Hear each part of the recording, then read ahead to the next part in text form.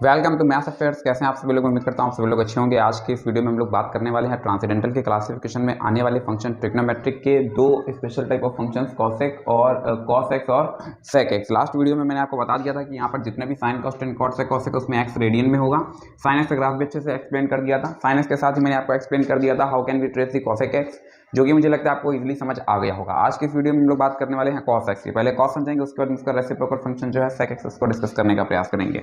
आपको बता रखा है कि ये जो आप रियल लाइन देख रहे हैं, रियल लाइन को मेंटेन करने का जो तरीका होता है वो ये होता है कि आप एक लाइन यहाँ पर ट्रेस करेंगे, ये 0, ये 1, ये 2, ये 3, ये 4, सेम प्रोसेस। ये आप बचपन से सीखते चले आए हैं, इसमें आपको कोई दिक्कत नहीं हो रही होगी। इसको हम इम्प्लाइज करते हैं और इसके इम्प्लाइज करने के बाद में ये जो अभी पूरा नंबर सिस्टम हमें देखने को मिल रहा है, जिसमें 1 आ रहा है, 2, 3 and so on, -1, -2, -3 and so on. इस पूरे एक्सप्रेशन में हम मल्टीप्लाई करा देते हैं किससे? π/2 से। जैसे ही π/2 से मल्टीप्लाई कराया, ये बनता है π/2, 2π/2, 3π/2, same process -π/2, -2π/2, -3π/2 and so on. तो कुल मिलाकर के ये जो एक्सप्रेशन अभी हमें देखने को मिल रहा है, इस एक्सप्रेशन में ये वाली जो वैल्यू होती है ये 0 है, यहाँ से ये वैल्यू π/2 है, यहाँ से 2π/2, 3π/2, 4π/2, और आप जानते हैं 4π/2 मतलब क्या है? 2π है। यहाँ से -π/2, इसको थोड़ा सा और आगे हमने पीक पॉइंट पर इसके वर्टेक्स को चेक किया तो यहाँ से मिल रहा है 2π/2, 3π/2 और फिर इसी पैटर्न पर 4π/2। ये सारे ऑरिजिन से लेफ्ट हैंड साइड है इसलिए नेगेटिव होंगे। यहाँ से माइनस का 4π/2। ये ट्रेसिंग आपको इजीली समझ आ रही होगी क्योंकि इसके पहले आप साइन का ग्राफ बेहतर तरह से गेन कर चुके हैं। तो समझने का प्रयास करेंगे। हम सभी लोग जानते हैं cos 0 की वैल्यू 1 होती है।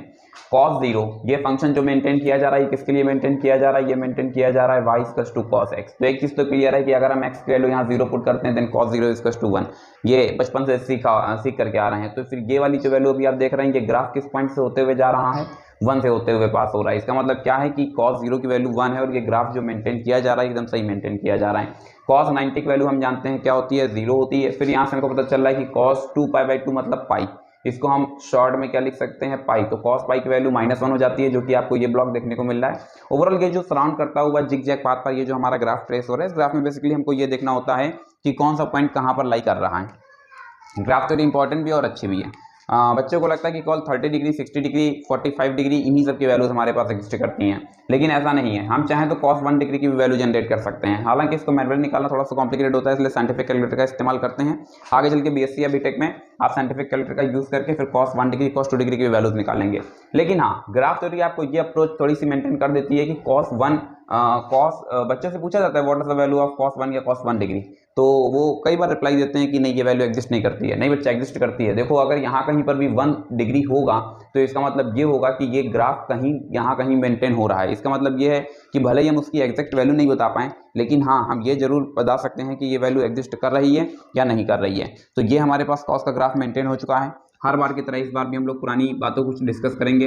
ये ग्राफ अगर हम ओवरऑल देखते हैं तो ये ग्राफ मेंटेन हो रहा है कहाँ से कहाँ के बीच में? -1 से लेकर के +1 के बीच में। ये एक मैंने लाइन डार्क की हुई है, ये सभी लोगों को दिख रही होगी। ये जो डार्क लाइन है, ये डार्क लाइन एक्चुअल में किसको रिप्रेजेंट कर रही है? y एक्सेस पर है, जो कि -1 से +1 को रिप्रेजेंट कर रही है। तो यहाँ से पता चल रहा है कि जो रेंज होगा, रेंज वो क्या हो जाएगा? -1 to +1। रेंज को ही हम लोग मैक्सिमम और मिनिमम वैल्यू के नाम से भी जानते हैं। हालांकि दोनों चीज़ों में थोड़ा सा अंतर होता है। मैक्सिमम एक्चुअली एक पीक पॉइंट की बात की जा रही होती है। रेंज मतलब दो वैल्यूज़ के बीच में और मैक्सिमम कितनी वैल्यूज़ आ सकती हैं, तो समझने का प्रयास करेंगे। यहाँ से अगर हम इससे पूछते हैं कि मैक्सिमम वैल्यू कितनी चली जाएगी, तो मैक्सिमम वैल्यू आपको पता चल रहा है +1 चली जाएगी। साथ ही साथ पूछा जाता है कि मिनिमम वैल्यू कितनी जाएगी, तो मिनिमम वैल्यू -1 चली जाएगी। कई बार स्टूडेंट से पूछा जाता है कि cos x की मैक्सिमम वैल्यू क्या होती है, तो +1 बताते हैं, और पूछा जाता है cos x की मिनिमम वैल्यू क्या होती है, तो 0 बोल देते हैं।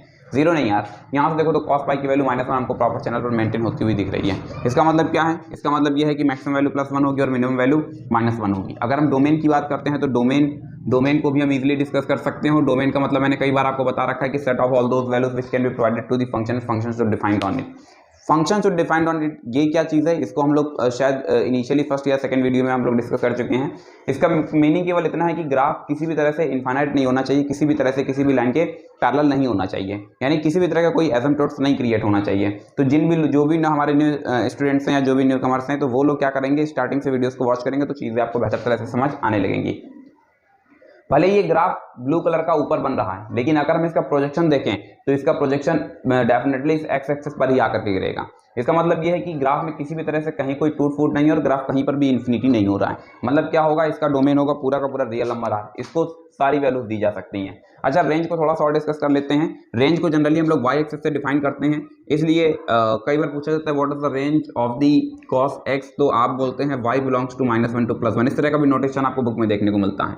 इंटरवल को सेगमेंट कन्वर्ट करना हम अच्छी तरह से जानते हैं, तो कई बार इसी रिप्रेजेंटेशन को कुछ इस तरह से भी बोल देते हैं 1 -1, क्योंकि y equals to cos x यहाँ पर मेंटेन किया हुआ, तो y की जगह cos x भी हम लोग रख सकते हैं।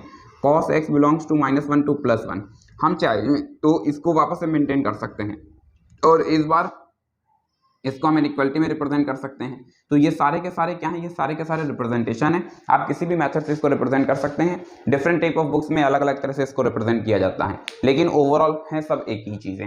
यहाँ से थोड़ा सा और समझने का प्रयास करते हैं और लास्ट क्लास की तरह इस बार भी एक क्वेश्चन पुट अप करते हैं कि what is the value of cos infinity.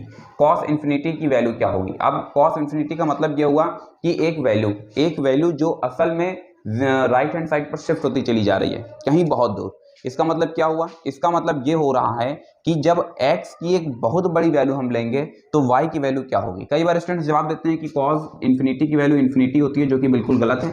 इसका रीजन ये है क्योंकि आप देख पा रहे हैं कि ग्राफ जितना भी हमको दिख रहा है वो ग्राफ प्रॉपर चैनल पर -1 से +1 के बीच में ही बाउंड किया गया है। अगर ग्राफ -1 से +1 के बीच में बाउंड है और हम बता पा रहे हैं कि इसकी रेंज -1 से +1 के बीच में लाई कर रही है, तो भले ये ग्राफ कहीं चला जाए बहुत दूर एक लॉन्ग डिस्टेंस पर, लेकिन ये बात भी क्लियर होगी कि वो कभी भी -1 से +1 के बीच की जो रेंज है उसको नहीं ब्रेक कर पाएगा। मतलब ये हुआ कि वो -1 से बड़ा नहीं हो सकता, -1 से छोटा नहीं हो सकता है, +1 से बड़ा नहीं हो सकता है। तो जब इस तरह के क्वेश्चंस आते हैं तो इस तरह के क्वेश्चंस का हम लोग रिप्लाई देते हैं कि लाइज बिटवीन -1 to +1। हालांकि ये क्वेश्चन इंपॉर्टेंट क्यों है और आखिरकार इसको क्यों बार बार डिस्कस किया जा रहा है, ये सब लिमिट्स, कंटिन्यूटी, डिफरेंशियबिलिटी, इन जगहों के बहुत ही ज़्यादा पॉपुलर क्वेश्चन है जिसमें मैं देखता हूँ कि स्टूडेंट्स अक्सर एरर कर देते हैं। तो चीज़ों को रटने से बेहतर है कि आप उनको एक बार समझ लेंगे और चीज़ें एक बार हमें अगर समझ आ जाती हैं तो according to this psychology associative law के थ्रू ये हमारे दिमाग में एक लंबे समय तक रह पाती हैं। चलिए थोड़ा सा और समझने का प्रयास करते हैं और इस बार हम वैल्यूज ढूंढेंगे कि अच्छा एक cos 1 डिग्री, तो चलो देखते हैं।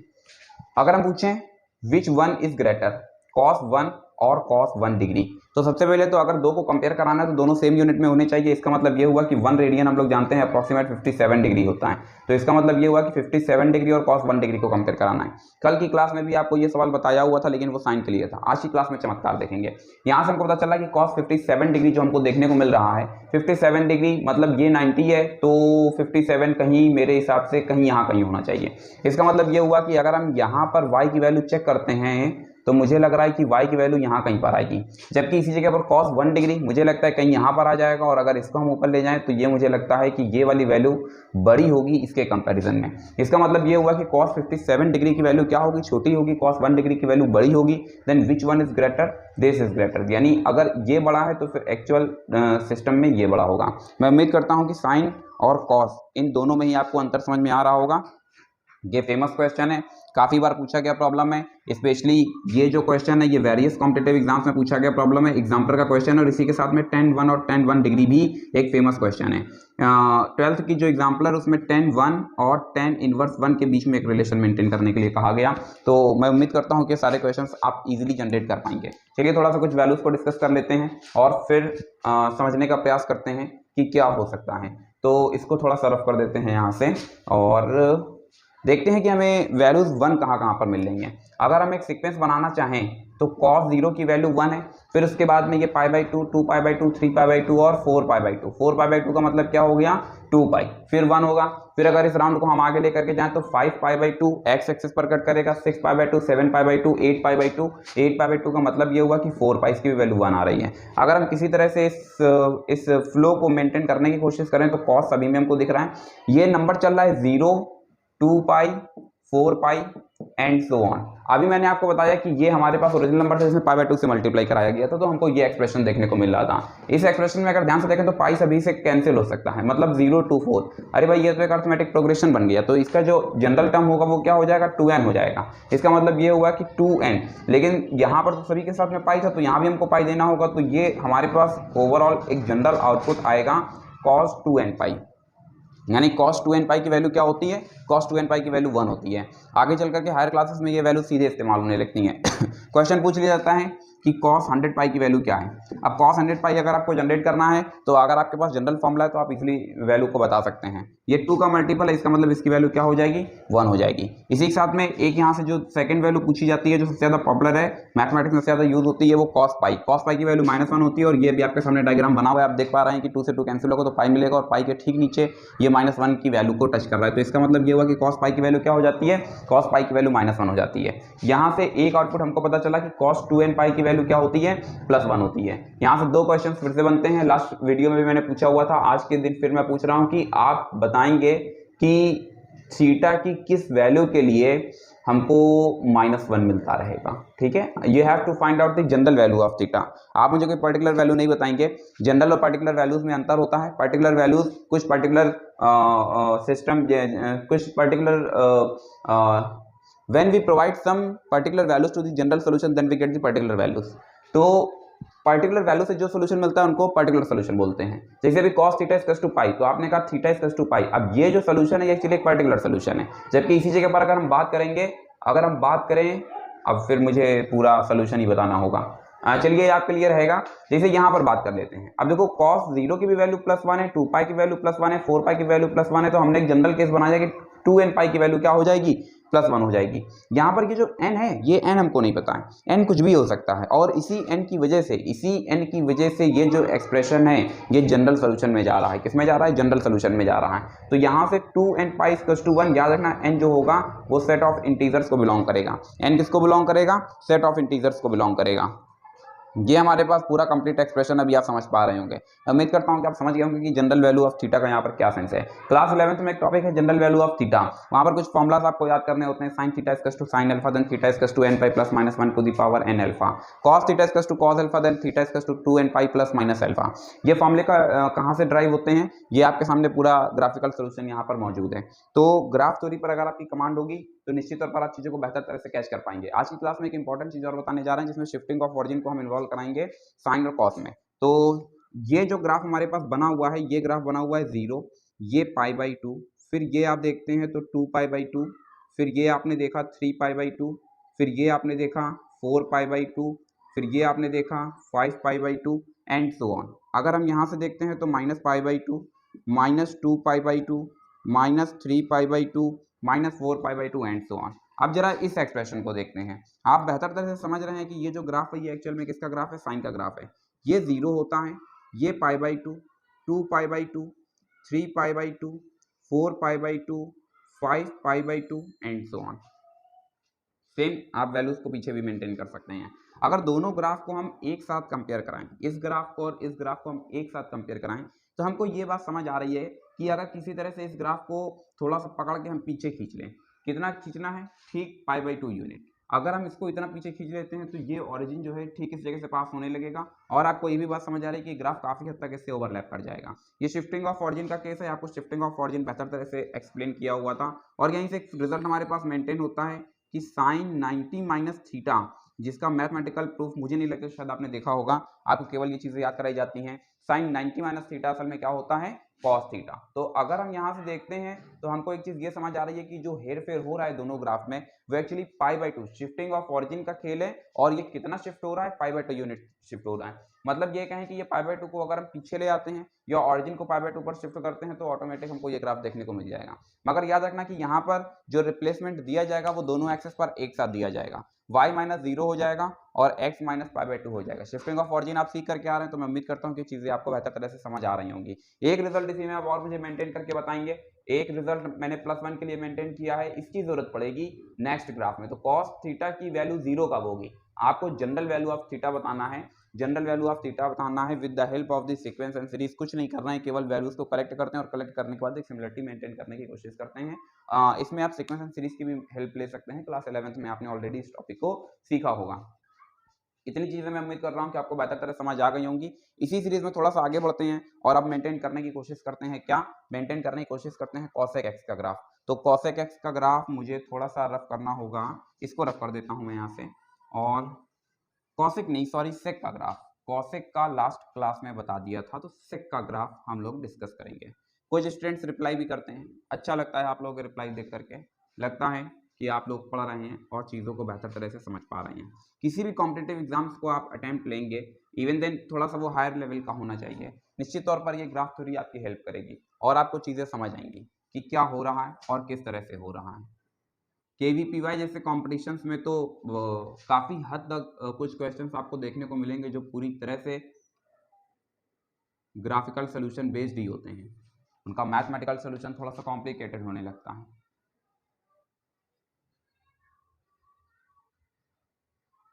ये आए, आप इस बात को बेहतर तरह से जानते हैं कि cos x ये वैल्यू अगर 0 दे रहा है तो x इक्वल्स टू 90 पर ये वैल्यू 0 दे देगा। कहां पर दे देगा? 90 पर।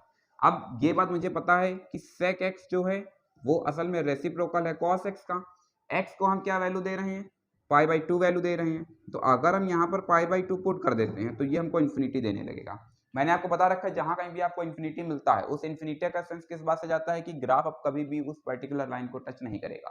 तो यहाँ पर y एक्सिस और parallel to the y axis जितनी भी लाइंस है ये सब किसका काम करने लगेंगी? ये सारी लाइंस काम करने लगेंगी एसिम्प्टोट्स का। किसका काम करेंगी?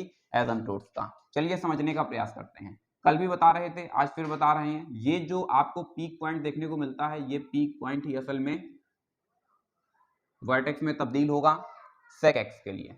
सेम प्रोसेस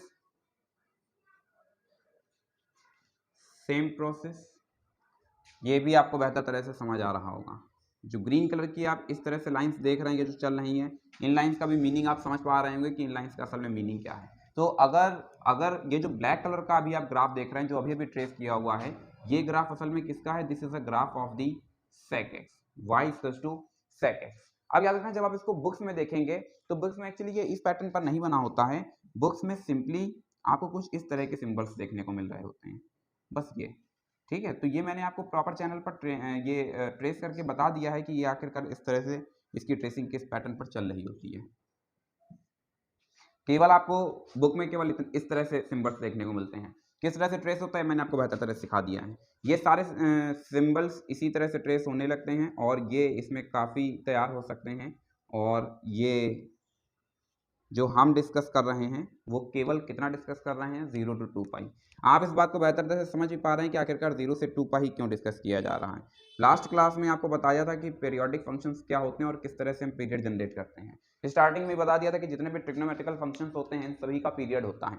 हर पीरियड को जनरेट करने का तरीका भी बता दिया था। जैसे कि अगर हम इस ग्राफ को ध्यान से देखें तो जो ब्लू कलर वाला ग्राफ है ये किसका ग्राफ था? ये ग्राफ था y equals to cos x है, जो कि ब्लू कलर से लिखा भी गया है। अब अगर हम यहाँ से ग्राफ को देखते हैं तो हमको एक बात समझ आती है। यहाँ से डिस्कस करते हैं ग्राफ को। अगर हम देखते हैं तो ये यहाँ से देखो, इसको मैं थोड़ा सा डार्क कर रहा हूँ, आपको दिख भी रहा होगा। तो ये जो ग्राफ चल रहा है ये बस इस पॉइंट तक। अगर यहाँ से एक वर्टिकल लाइन हम ट्रेस कर दें तो हमको ये पता चलेगा कि ये ग्राफ खुद को रिपीट करने लगेगा। मतलब हम ये जज ही नहीं कर पाएंगे, डिसाइड ही नहीं कर पाएंगे कि असल में इसकी स्टार्टिंग इस पॉइंट से थी या इस पॉइंट से थी।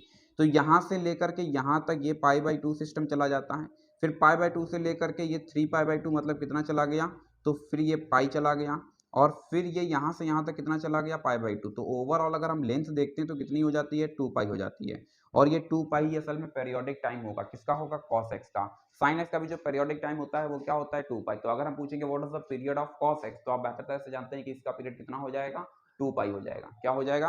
2 पाई हो जाएगा। लास्ट क्लास की तरह इस बार भी अभी आप मुझे सवालों के जवाब देंगे। आप बताएंगे periodic function what is the period of the sec x।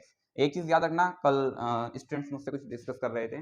देखो यार, जब हम बात करते हैं डोमेन की तो डोमेन का मतलब एक चीज तो हमको यहाँ से ये क्लियर हो पा रही है कि अगर हम इसका प्रोजेक्शन देखें, प्रोजेक्शन का मतलब शैडो, तो ये ग्राफ नीचे गिरेगा, इस एक्स एक्सिस पर गिर जाएगा। लेकिन क्योंकि ये इसके पैरेलल है तो ये वाली जो लाइन है, इस तरह की जो ग्रीन लाइंस चल रही है, ये ग्रीन लाइंस किसका काम कर रही है? एसिम्प्टोट्स का। ASYMPTOTES।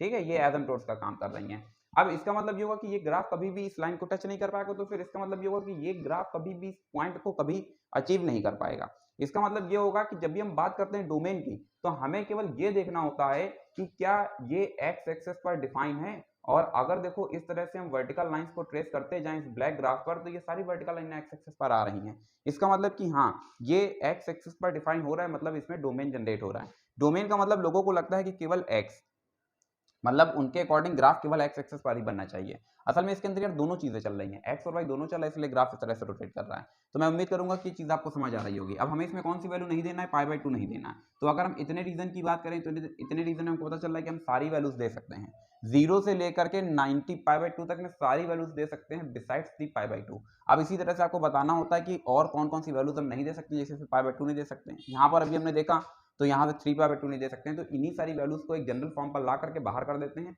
बाकी जो बच रहा होता है वो डोमेन होता है। मैं उम्मीद करता हूँ कि इस बार डोमेन की चीजें डेफिनेशन आपको अच्छे से समझ आ गई होगी। आप मुझे बताएंगे what is the period, what is the period of sec x, sec x का पीरियड क्या होगा।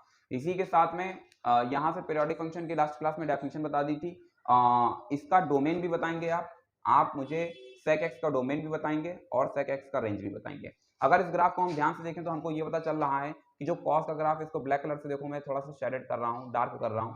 तो ये कॉस का जो ग्राफ है, ये देखो ये ग्राफ लगातार डिक्रीज होता चला जा रहा है। डिक्रीज का सेंस मैंने आपको बता दिया था कि जब x से ऑरिजिन से RHS की तरफ बढ़ते हैं तो अगर x की वैल्यूज बढ़ने पर y की वैल्यूज घटने लगती हैं तो उसी को हम बोलते हैं क्या, डिक्रीज। तो यहाँ से देखो अगर हम देखते हैं तो पता चल रहा है कि 0 से लेकर के पाई तक कॉस का ग्राफ क्या करता है, डिक्रीज करता है।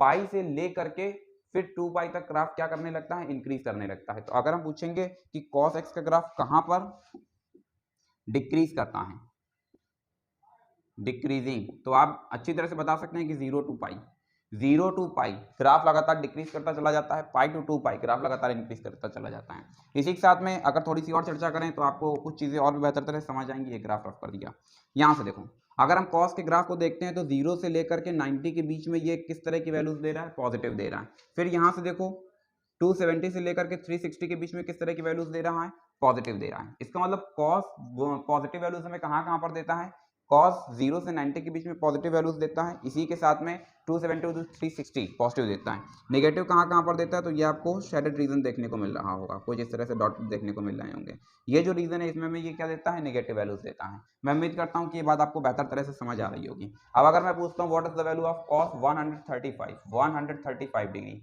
तो 135 से एक बात तो समझ आ रही है कि ये कहीं 45 का कॉम्बिनेशन बन रहा होगा तभी 35 मिल रहा है। इन सारी वैल्यूज को जनरेट करने के लिए हमेशा 45 डिग्री का टेबल 45 का टेबल याद रखेंगे तो आपको बात समझ आ जाएगी। 135 का सेंस किससे जा रहा है, 45 से जा रहा है। इसका मतलब वैल्यू तो आएगी 1/√2 ही। बस हमको ये डिसाइड करना है कि पॉजिटिव होगी या नेगेटिव होगी। अब ये बात समझ आ रही है कि 135 जो है 90 से अबव है, 90 से अबव है लेकिन 270 से बिलो भी है और इसमें कॉस क्या होता है, नेगेटिव होता है। इसका मतलब इसके पास क्या आ जाएगा, नेगेटिव साइन आ जाएगा। इसी जगह पर अगर हम साइन की चर्चा करते हैं तो लास्ट क्लास में साइन का ग्राफ बता दिया था, एक बार फिर से देख लेते हैं। This is a graph of sine x. तो यहाँ 0 से लेकर के 180 तक साइन कंप्लीटली पॉजिटिव होता है और 180 से लेकर के 360 तक क्या होता है, नेगेटिव होता है। अब अगर इसी जगह पर मैं पूछता हूँ what is the value of 135 degree, तो अभी आपको समझ आ रहा है कि this is the multiple of the 45 degree और 45 की वैल्यू क्या होती है, 1/√2 होती है। इसका मतलब ये होगा कि इसका आंसर 1/√2 आना है। बस हमको डिसाइड करना है पॉजिटिव होगा या नेगेटिव होगा। ये आपके सामने ग्राफ बना हुआ है जिसमें आप जानते हैं 0 to 180 साइन किस तरीके की वैल्यूज रखता है अपने पास, पॉजिटिव रखता है। तो इसका मतलब क्या होगा कि ये पॉजिटिव रहेगा। तो अभी मुझे लग रहा है कि वैल्यूज को ज्यादा समझने में दिक्कत नहीं होने वाली है। मैं अक्सर देखता हूँ स्टूडेंट्स को पॉजिटिव नेगेटिव साइन में थोड़ा सा अंतर बना रहता है, साथ ही साथ वैल्यूज को मल्टीपल फॉर्म पे नहीं ला पाते हैं। 45 का टेबल याद रखना, आप इजिली वैल्यूज को कन्वर्ट कर पाएंगे। अगर हम एरिया की बात करते हैं तो याद रखना, चाहे साइन का ग्राफ हो चाहे कॉस का ग्राफ हो, इसको क्रॉस ब्लॉकिंग पर ला रहे हैं जो कि अभी आप देख पा रहे होंगे। ये इतना एक पोर्शन का एरिया 1 यूनिट होता है। तो फिर अगर ये 1 यूनिट है, इसके अंदर सिमेट्री पाई जा रही है, तो फिर ये भी 1 यूनिट है, फिर ये भी 1 यूनिट है, ये भी 1 यूनिट है। तो 12th में एक बहुत ही फेमस क्वेश्चन पूछा जाता है कि find the area bounded by the curve y equals to cos x from 0 to 2 pi. तो अगर 0 से 2 पाई के बीच में कॉस का ग्राफ बाउंडेड है, ये बोर्ड एग्जाम का बहुत ही ज्यादा फेमस क्वेश्चन है, x belongs to 0 to 2 pi, y equals to cos x। तो अगर हमें इस रीजन बाउंडेड रीजन का एरिया निकालना है तो इसका एरिया कितना आ जाएगा, 4 यूनिट आ जाएगा। अभी मैं समझ रहा हूँ कि आपको चीजें समझ आ रही होंगी, ऐसी मैं उम्मीद कर रहा हूँ। एक जो 0 से 90 के बीच का एक हिस्सा है उसका 1 यूनिट होता है एरिया। यहाँ से अगर हम देखते हैं तो इसके अंदर भी 4 ब्लॉक क्रिएट होते हैं, 1 2 फिर 3 और फिर 4। हर एक ब्लॉक का एरिया 1 होगा, तो इसका भी अगर हम 0 से 2 पाई तक पूछेंगे तो एरिया कितना हो जाएगा, 4 हो जाएगा। जो भी हमारे 12th के स्टूडेंट्स वीडियो देख रहे हैं तो फिर वो मुझे बताएंगे कि अगर हमें एरिया जनरेट करना है -π/2 से लेकर के -π/2 से लेकर के +π/2 के बीच में, कॉस का ग्राफ है, कॉस का ग्राफ है -π/2 से लेकर के +π/2 के बीच का अगर हमें एरिया जनरेट करना है तो आप मुझे बताएंगे कि इसका आंसर कितना आएगा। फिलहाल मैं उम्मीद करता हूँ कि चीज़ें आपको बेहतर तरह समझ आ रही होंगी। इसको सीखने का प्रयास करेंगे, थोड़ा-सा अजीब-सा है लेकिन इम्पोर्टेंट है। काफ़ी हद तक मैथ्स को समझने का तरीका आपका बदल जाएगा, मैथ्स आपको दिखने लगेगी। फिलहाल आज के लिए बस इतना ही। Thank you so much to all of and as always God bless you all.